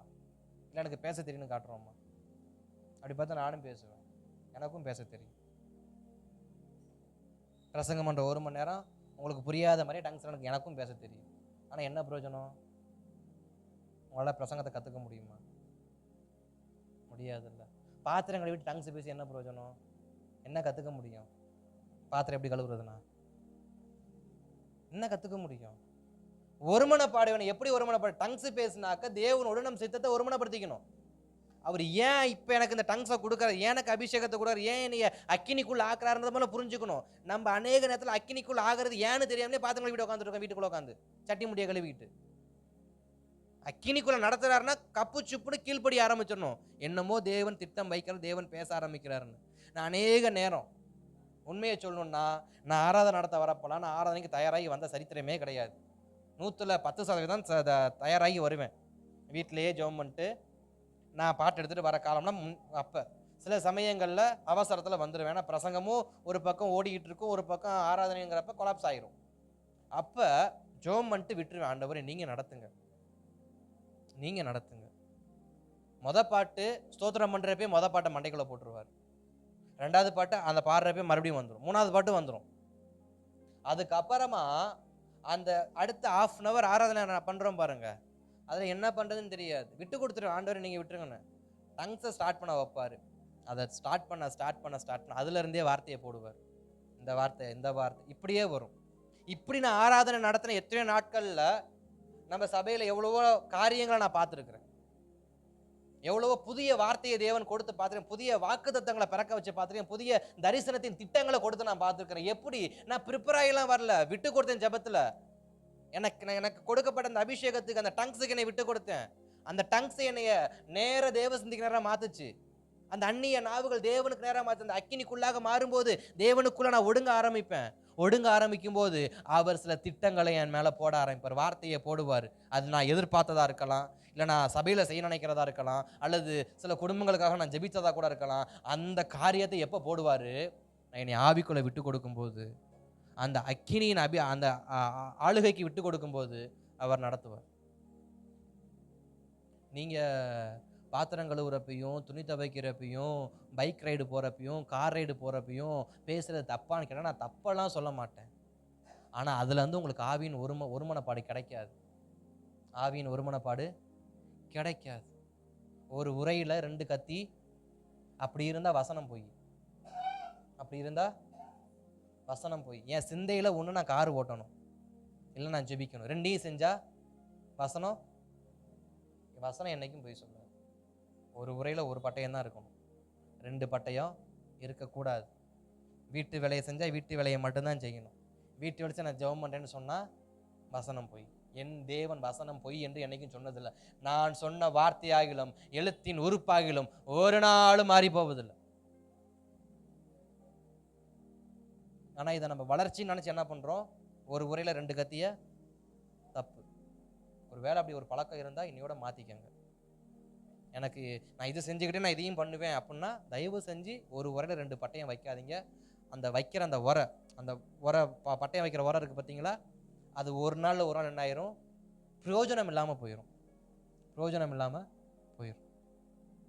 அதனால நாம ஜெபத்தில் உட்காரும்போது நம்ம 1/2 மணி நேரமோ 1 மணி நேரமோ உட்காருக்கிற அந்த 1 மணி நேரம் 1/2 மணி நேரத்தை ஒரு மனப்பாட்டோட ஜெபம் பண்ண உட்காருவோம். நிச்சயமா தேவன் நம்மளை கட்டுவார். அல்லேலூயா. இந்த 52 நாட்கள்ல ஸ்தோத்திரம், இந்த 52 நாட்களும் நம்ம அந்த ஒரு மனதோடு நம்ம ஜெபிக்கிற அந்த 1 மணி நேரமாவது, நம்ம அந்த ஃபுல் டே வேண்டாம், அந்த ஃபுல் டே 52 நாளும் ஜெபத்தில் முடியலனாலும் பரவாயில்ல, நம்ம ஜெபிக்கிற அந்த காலை 5 முதல் 6 மணி நேரம் அந்த 1 மணி நேரம் விட்டு கொடுத்துருங்க. ஆவிக்கு விட்டு கொடுத்துருங்க. தேவன் நடத்துவார், தேவன் பேசுவார். அதே மாதிரி சாயங்காலம் நடக்கிற 6 to 8 பிரேயரா விட்டு கொடுத்துருங்க. தேவன் பேசுவார். அந்த ஜெபிக்கிற நேரத்தில் ஜெபிக்க விட்டு கொடுத்துருங்க. ஜெபிக்கிற நேரத்தில் நம்மளுங்க பாதி பேர் ஃபோன் பேசுறது, அதனால தான் சத்தம் போடுறது. நீங்கள் பேசுறதுனால திட்டுறது கிடையாது. நீங்கள் பேசுறதுனால நீங்கள் வந்த நோக்கம் கெட்டு போகுதுன்னு நான் திட்டுறேன். நீங்கள் ஆராதனைக்கு வருவீங்க, ஃபோன் வரும், பேசுவீங்க, ஏஞ்சி வெளியே போயிருவீங்க. நோக்கம் என்ன ஆயிடுச்சு? கெட்டு போயிருச்சா?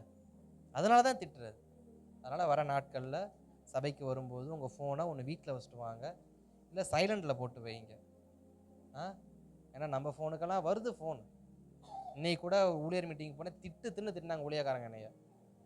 என்னங்க பாஸ்டர், ஒரு வாரமாக கூப்பிட்றேன், எப்போ பாரு ஃபோனு சுவிச் ஆஃப்னு இருக்கு, என்னதான் பாஸ்டர் பண்ணி ஊருக்குள்ளே தான் இருக்கீங்களான்னு கேட்டாங்க. நான் சொன்னேன், இல்லைங்கய்யா சர்ச்சில் ப்ரேயர் நடக்குது, ஃபோனு எடிட் பண்ண ரெக்கார்ட் பண்ணுறப்ப ஃப்ளைட் மோடில் போட்டுருவேன், கன்வெர்ட் இப்படி நிறைய வேலை இருக்குது, எடிட்டிங்லாம் பண்ணுவோம், ஃப்ளைட் மோடில் போடுவோம், டிஸ்டர்ப் ஆகுதுன்னு சொல்லி. அதனால தாங்க ஒரு வாரமாக உங்கள்கிட்ட பேச நினைக்கிறவங்க பேச முடியலங்க அப்படின்னாங்க. எப்படின்னு தேவன் பேச நினைக்கிற கருத்தை பேச வச்சிருவார். நம்ம நோக்கம் என்ன? அது நமக்கு நிறைவேறணும். நம்ம உட்காரதே அந்த 1 மணி நேரம், அந்த 2 மணி நேரம் தான். அந்த 2 மணி நேரம் கூட என்னால் தேவ சமூகத்தில் ஒரு ஆவியை ஒருமனப்படுத்தி உட்கார முடியலன்னா ஏன் வரணும்? அதுக்கு நான் வராமே இருந்துடலாமே. நான் ஜெபத்துக்கும் வரணும், அதையும் செய்யணும். ஒரு உரையில் 2 பட்டயத்தை வைக்க கூடாது. வருகிற நாட்களில் நிச்சயம் சபை இந்த வார்த்தையை கண்டிப்பாக கீழ்ப்படிவீங்க நான் நம்புகிறேன். அல்லேலூயா. ஜெபத்தில் ஒருமனப்படுங்க. ஒருவரோடு ஒருவர் ஜெபம் பண்ணுறப்ப ஒருமனப்படுவதை விட உங்கள் தனி ஜெபத்தில் நீங்கள் ஒருமனப்பட்டு ஜெபம் பண்ண உட்காருங்க. ஜெபிக்கிற அந்த 1 மணி நேரம், அந்த 1/2 மணி நேரம் எதையும் யோசிக்காதீங்க. ஃபோனை ஃப்ளைட் மூடில் போடுங்க, தூக்கி எறிஞ்சிருங்க, வீட்டை பூட்டிருங்க, அறை வீட்டை பூட்டி ஜெபம் பண்ணி ஏன் சொல்கிறாரு? உன்னை எவனும் தொந்தரவுப்படுத்தாதபடிக்கு அறை வீட்டை போட்டு ஜெபம் பண்ணுன்றாரு. நம்ம அறை வீட்டை திறந்து போட்டு தான் உட்காந்து ஜெபம் பண்ணுவோம். ஏன்னா அப்போ தான் யாராவது நம்ம கூப்பிட்டா காதில் விழுந்துடாமல் போயிடக்கூடாது. அநேகர் இப்படி ஒரு யோசனை இருக்குது. ஜெபம் பண்ணுறப்ப யாராவது கூப்பிட்டா என்ன பண்ணிடுவோம்? மறந்துட்டு என்ன பண்ணு சொல்லிட்டு கதை திறந்து வச்சுட்டு கூப்பிட்டா காதில் வாங்குற மாதிரி ஜெபம் பண்ணுவோம். அப்போ நம்ம ஜெபம் எதில் இருக்கும்? தேவ சத்தத்துக்கு இருக்குமா, இல்லை வெளியில் கூப்பிட்ற யாருடைய சத்தத்துக்கு நோக்கி இருக்குமா? அப்போ நம்ம யாருக்காக காத்துன்னு ஜெபம் பண்ணுறோம்? கர்த்தருடைய வார்த்தையை காத்துன்னு ஜெபம் பண்ணுறோமா, இல்லை வெளியில் வரக்கூடிய மனுஷனை கூப்பிடக்கூடிய அந்த வார்த்தையை காத்து ஜெபம் பண்ணுறோமா? புரிஞ்சுக்கணும். ஆவின் ஒருமைப்பாட்டை வைத்து ஜெபம் பண்ணுமே தவிர, இங்கே நான் போகிற வரைக்கும், அங்கே போகிற வரைக்கும், எங்கே வேணால் போட்டோம், ஆனால் உட்கார அந்த 10 நிமிஷம் உண்மையாக விட்டு கொடுத்துருங்க. எதையும் யோசிக்காது. அப்படி விட்டு கொடுத்து ஜெபம் பண்ணுங்க. நிச்சயமாக ஆவியின் நடத்துதலை நம்மளால் பார்க்க முடியும். அல்லேலூயா. அப்போ அக்கினியின் ஞானஸ்நானம் என்றால் வெறும் அந்நிய பாஷைகள் மாத்திரம் அல்ல. அவரோடு நெருக்கப்படணும். நம்மளை அனல் மூட்டும் போது எதுக்கு அனல் மூட்டுறாரு? எதுக்கு அனல் மூட்டுறாரு? எப்போ அனல் மூட்டுவோம்? எப்போ நம்ம அனல் மூட்டுவோம்? குளிர் வரும்போது, நம்மளுடைய சரீரங்களை பலவீனப்படுத்தக்கூடிய காரியங்கள் வரப்போ நம்மளை என்ன பண்ணுவோம்? அனல் மூட்டுவோம். அப்போ ஸ்தோத்திரம். தேவன் ஏன் நம்மளை அந்த அபிஷேகம் அனலுக்குள்ளே கொண்டு வர? என்னமோ ஒரு பலவீனம், என்னமோ நம்மளை பலவீனப்படுத்தக்கூடிய காரியம், ஏதோ ஒரு விஷயம் நடக்க போகுது, அதை எனக்கு நினைப்பூட்டும்படி, என்னை அந்த பாதையை கண்டுபிடிச்சி சரியாய் நடக்கும்படி தான் என்னை அந்த அனல் மூட்டார். அனல் மூட்டுற நேரத்தில் நான் ஸ்தோத்திரம் அனலாக இல்லாமல் குளிராக இருந்தா, அதனால தான் சொன்னேன், ஒன்று அனலாயிரு, குளிராயிரு. ஜெபத்தில் ஒன்று அனலாக இருக்கணும், இல்லை ஜெபிக்காமல் குளிராக இருக்கணும். சபையில் அனலாக இருக்கணும், சபைக்கு வராமல் குளிராக இருக்கணும். சபைக்குள்ள வந்து ரெண்டையுமே பண்ணால் வாந்தி பண்ணி போடுன்னு வசனம் சொல்லுது. அல்லேலூயா. கர்த்தர் நல்லவர். இந்த காரியங்கள் நமக்கு தேவன் புரிய வைத்திருப்பா நான் நம்புகிறேன். நம்ம தேவ சமுதிரத்தை ஜெபிக்கலாமா? தேவ சமுதிர ஆண்டவரே, அக்கினியின் ஞான ஸ்நானத்துக்கு என்னை விட்டு கொடுக்குறேன்ப்பா. அக்கினியின் ஞான ஸ்நானத்துக்கு என்னை விட்டு கொடுக்குறேன்ப்பா. நான் ஜலத்தினால் ஞானஸ்நானம் எடுத்திருக்கிறேன். நான் ஜலத்தினால் ஞானஸ்நானம் எடுத்திருக்கிறேன். நான் அக்கினியின் ஞானஸ்நானத்துக்கு என்னை விட்டு கொடுக்குறேன்ப்பா. நான் அக்கினியின் ஞானஸ்நானத்துக்கு என்னை விட்டு கொடுக்குறேன்ப்பா. ஆவியானவரே, நீங்கள் காத்திருக்க சொன்னது போல நான் அபிஷேகத்துக்கு காத்திருக்கிறேன். இந்த 25வது ஜப வேளையில், இந்த நாள் ஜப வேளையில் அப்போ யாரெல்லாம் அபிஷேகம் பெறாமல் இருக்கிறார்களோ அவர்களெல்லாம் அபிஷேகத்திற்காய் காத்திருக்க உதவி செய்யுங்க. ஜெபம் பண்ணலாமா? ஜெபம் பண்ணுங்க. ஜெபம் பண்ண நேரத்தில் ஜெபம் பண்ணுங்க. தயவு செஞ்சு தேவ சமூகத்தில் ஆண்டவரே, எனக்கு ஆண்டவரே அபிஷேகத்தை கொடுங்கப்பா. இந்த 25வது நாள் கேட்குறேன். இன்னும் 27 நாட்கள் இருக்குது. இந்த 27 நாட்களுக்குள்ள நான் அபிஷேகம் பெற்றுக்கொள்ள நான் உண்மையாக காத்திருக்கேனே ஒப்பு கொடுக்குறேன்ப்பான்னு சொல்லி தேவ சமுதிரம் விட்டு கொடுக்கலாம். அபிஷேகம் பெறாதவங்க, அக்கினியின் அபிஷேகம், அந்நிய பாஷையின் அடையாளங்கள் இல்லாதவங்க ஜெபம் பண்ணுங்க. இந்த வார்த்தையை சொல்லி, ஆண்டவரே 27 நாட்கள் இருக்குப்பா, இந்த 27 நாட்களுக்குள்ள என்னை அபிஷேகம் பண்ணுங்கப்பா. என்னை அக்கினினால் ஞானஸ்நானம் கொடுங்கப்பா. நான் ஜலத்தினால் ஞானஸ்நானம் பெற்று நாட்கள் ஆகிருச்சு, ஆனால் அக்கினியின் ஞானஸ்நானம் நான் எடுக்கலப்பா. இந்த 27 நாட்களுக்குள்ள இந்த ஜபத்தில் நான் காத்திருந்து அதை பெற்றுக்கொள்ள எனக்கு உதவி செய்யுங்கப்பா. அதை உதவி செய்யுங்கப்பா, உதவி செய்யுங்கப்பா, உதவி செய்யுங்க. சபை மேலே நாங்கள் செபிக்கிறோம். ஓ ரிபாலா சந்தரி பௌதர நமனா ஹதரிகட கதகர நமனா. ஆவியானவரே, ஆண்டவரே, வருகிற நாட்களில் உண்மையாய் காத்திருக்கிற தமது ஜனங்கள் மேலே தேவன் தமது அக்கினியை போடுவீராக. அக்கினியை பற்றி எரிய பண்ணுவீராக. மேல் வீட்டு அறையில் பற்றி எரிய பண்ணதான் அந்த அபிஷேகம், மேல் வீட்டு அறையில் பற்றி எரிய பண்ணதான் அந்த அக்கினி ஆண்டவரே வருகிற இந்த 27 நாட்களுக்குள்ள ஆண்டவரை பெற்றுக்கொள்ள கர்த்தர் உதவி செய்வீராக. பெற்றுக்கொண்டு அவர்கள் தேவன் நடத்துதலுக்கு நேரம் நடத்தப்பட, ஆண்டவரை பெற்றுக்கொண்டு தேவனுக்கு நேரம் நடத்தப்பட ஆண்டவரை நாங்கள் செபிக்கிறோம். இன்றைக்கு அக்கினியின் அபிஷேகம், அக்கினியின் ஞானஸ்நானம் பெற்றுக்கொண்டு இன்றைக்கு ஆவியின் ஒருமனப்பாடு இல்லாமல் தவிக்கிறவர்களுக்காக நாங்கள் செபிக்கிறோம்ப்பா. தவிக்கிறவர்களுக்காக செபிக்கிறோம்ப்பா. அபிஷேகம் பெற்றிருந்தும் ஒருமனப்பாடு இல்லாமல், நடத்துதல் இல்லாமல், புரிந்து கொள்ளுதல் இல்லாமல் இருக்கிறவங்களுக்கு இன்றைக்கு நாங்கள் செபிக்கிறோம். இனி தேவன் அனல் மூட்டும் போதெல்லாம் தேவ சித்தம் வெளிப்பட போது என்ற ஜாக்கிரதையோடு காத்திருக்க உதவி செய்யுங்க. அனல் மூட்டும் போதெல்லாம் தேவ சித்தம் ஏதோ ஒன்று வரப்போகிறது, தேவ திட்டம் ஏதோ நடக்க போகிறது, என்னோடு ஏதோ பேச போகிறார், என் சபைக்கு ஏதோ சொல்ல போகிறார், என் குடும்பத்துக்கு ஏதோ சொல்ல போகிறார் என்ற அந்த விஷயத்துக்கு அவங்க தங்கள் ஆவியை விட்டு கொடுக்க தேவன் ஒவ்வொருவருக்கும் உதவி செய்வீராக. இந்த 25வது நாள் நாங்கள் ஜெபிக்கிறோம். இந்த நாள் எங்களுக்கு ஒரு அடையாளமாய் மாறட்டும். இந்த நாள் எங்களுக்கு ஒரு அடையாளமாக மாறட்டும், எங்களுக்கு ஒரு அடையாளமாக மாறட்டும். உங்கள் கரத்தில் ஒப்பு கொடுக்குறோம், உமது கரத்தில் ஒப்பு கொடுக்குறோம். இயேசுவின் நாமத்தில் நல்ல பிதாவே, ஆமேன், ஆமேன், ஆமேன்.